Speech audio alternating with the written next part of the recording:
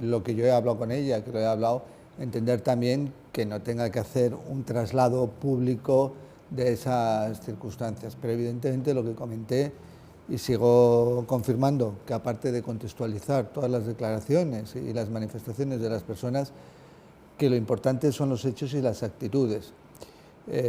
Las palabras también son importantes, porque hay gente que dice, bien, son los hechos, pero también las palabras. Sí, pero fundamentalmente son los hechos y las actitudes. Y en ese sentido, y conociendo a mi compañera de gabinete desde hace mucho tiempo, mucho antes de ser ambos ministros, es decir, que no me sentí ofendido. Yo no tengo constancia alguna al respecto, pero evidentemente la única conclusión que podemos sacar es que estas filtraciones, estas circunstancias, provienen de alguien que quiere causar daño, no voy a decir en concreto, a este gobierno también evidentemente, pero quiere causar daño, quiere causar perjuicio, quiere intoxicar al Estado en general. Es decir, yo lo único que puedo llegar y llego al momento actual, y evidentemente por el contenido de las filtraciones, por el momento, fíjate que actualidad, 2009, o sea, en esos términos, y la forma en que se está desarrollando, cómo, en qué medios creados ex proceso, parece ser, etcétera, pues yo creo que evidentemente lo único y la única voluntad es intoxicación. Tenemos una normativa en condecoraciones, distinciones, que es preconstitucional y donde no se preveía la posibilidad de pérdida de la condecoración. Bueno, ya tenemos una redacción que podemos decir que está muy avanzada y que en las próximas semanas, pero cuando digo próximas semanas no estoy hablando de un tiempo avanzado en el año, sino que próximamente pues podréis conocer. De una condecoración implica necesariamente el reconocimiento de unos valores y de una ética pública relevante. Cuando se retira una medalla o una condecoración, se retira en su integridad, no se mantiene. La libertad de expresión, la libertad de comunicación, la libertad de información es la base, es un pilar base del Estado de Derecho. Nadie entiende un Estado de Derecho sin una verdadera libertad de información, sin una verdadera libertad de expresión. Eso cae de cajón. Pero entendemos que hay, y en la actualidad, elementos, movimientos, llamémoslo, lo sabéis mejor que yo, preocupantes sobre otras entes, vamos a llamar, entidades, etcétera, terceros, que quieren perturbar que esa libertad de información, que esa libertad de expresión se materialice, se construya de una forma seria y de una forma espontánea, como debe ser. Estoy absolutamente conforme, de acuerdo con las ideas ya generales que ha definido el Gobierno, que ha definido el Ministerio de Justicia, y en esos términos de avanzar. Esas barreras muy difíciles a veces entre el consentimiento y la violencia, el consentimiento, el no consentimiento, esas cuestiones no pueden generar inseguridad. Tiene que haber una definición del tipo mucho más segura y que no determine, vuelvo a decir, genere su propia redacción o dé la posibilidad de interpretaciones sustentadas en unos términos un poco de inseguridad jurídica. Los medios cruentos no pueden ser la base de una frontera. Queremos una frontera igual de segura. Esos dos principios, vuelvo a decir, son los indisolubles. Una frontera igual o más segura, convencido, y estamos trabajando por una frontera más segura, y una frontera sin elementos, no dotada de elementos cruentos. Yo solo recuerdo, y ahí están los datos, que en el 2016 entraron por mar 8.000 migrantes.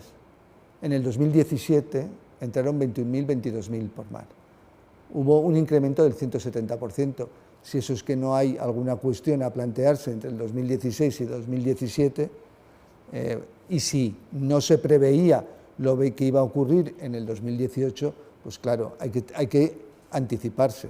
El primer Aquarius, el presidente del Gobierno, cuando finalmente acepta que se les venga, no es venir con orquesta, no es eso.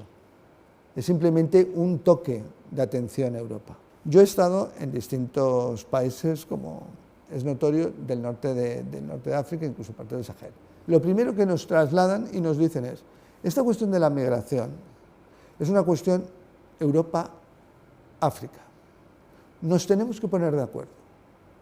Nosotros somos conscientes de que que Europa no puede asumir los flujos migratorios que les están mirando. Somos conscientes de ello. Y nosotros no podemos quedarnos en juventud. Nosotros necesitamos también a nuestra juventud en nuestros países porque queremos seguir construyendo sociedad. Entonces, ustedes y nosotros tenemos que llegar a un acuerdo de cooperación. Mira, si 150 subsaharianos saltan la valla y la saltan violentamente como normalmente es, pues de momento y de principio no puede admitirse. Es que yo creo que no puede ser difícil de comprender que un ataque violento a una frontera pueda no tener ninguna consecuencia legal. El Tribunal Europeo de Derechos Humanos, en distintas ocasiones cuando se ha tenido que pronunciar en esta materia, siempre ha manifestado que Marruecos, en el ámbito del Tribunal Europeo de Derechos Humanos, es un país seguro. Estamos esperando a la resolución del Tribunal Europeo de Derechos Humanos. Somos el país, que esto también quiero dejarlo claro en este sentido, que cumplimenta más efectivamente y directamente las sentencias del Tribunal Europeo de Derechos Humanos. Somos el país que menos demandas tiene ante el Tribunal Europeo de Derechos Humanos. Los CIES tienen que estar para garantizar la expulsión y por imperativo legal son unos centros donde son centros cerrados, es decir, de seguridad. No son centros abiertos porque un CIE, sino va dirigido a garantizar la expulsión y está controlado judicialmente. Es que para que una persona, un migrante, esté en un CIE, tiene que haber un expediente de expulsión y que un juez autorice que esta persona está ingresada ahí con el fin de que se materialice la expulsión y en el término. Y controla esa detención. Y controla. Otra cuestión, y ahí sí que puedo convenir contigo, no puedo, sino que convengo contigo, que hay que mejorar la filosofía de los CIES. Y eso se está haciendo un estudio que os daremos traslado pronto, a mediados de octubre. Mira, te lo puedo decir, entre mediados y finales de octubre, no, Mercedes Gallizo, la hemos, por así decirlo, fichado, esto entre comillas no me gusta la palabra, pero es cierto, una persona realmente conocedora, quiero decir, de centros de privación de libertad en general, quiero decir, con distintos, para la SEPSE, que es nuestra sociedad de infraestructuras, etcétera. Y va a hacer ya está preparando un proyecto donde luego se va a materializar inmediatamente de los CIES en esos términos que os estoy indicando. Las asociaciones de víctimas, todas las asociaciones de víctimas del terrorismo con las que yo he trabajado durante muchos años, lo único que desean en tu interlocutor es transparencia, sinceridad y honradez, y que les informes, y que se lo digas y se lo expliques. La prisión provisional es una medida cautelar excepcional, podría incluso decir excepcionalísima. Son ámbitos completamente distintos, evidentemente, es decir, si hay lo que es claro y es incuestionable, yo creo que nadie puede cuestionar que en Cataluña tenemos una cuestión política que resolver, que debatir, que reflexionar tranquilamente, sin tensiones, intentar que haya la tranquilidad entre todos, entre todas las instituciones. Es la única forma de abordar problemas de fondo importantes. Yo creo que a nadie escapa que no es un problema sencillo ni que pueda resolverse, por así decirlo, en una tarde.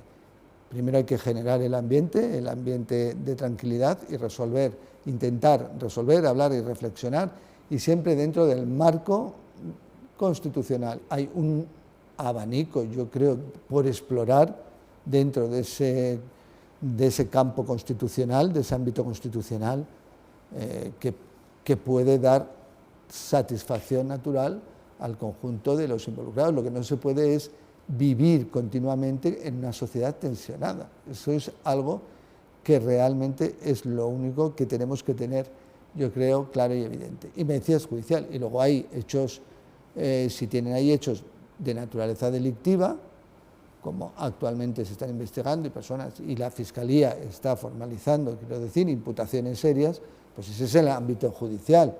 Pero es que uno no excluye el otro. Cada uno tiene su ámbito de actuación, su ámbito de aplicación. Lo que debe de quedar claro es que tienen que ir por caminos distintos, paralelos, nunca cruzarse.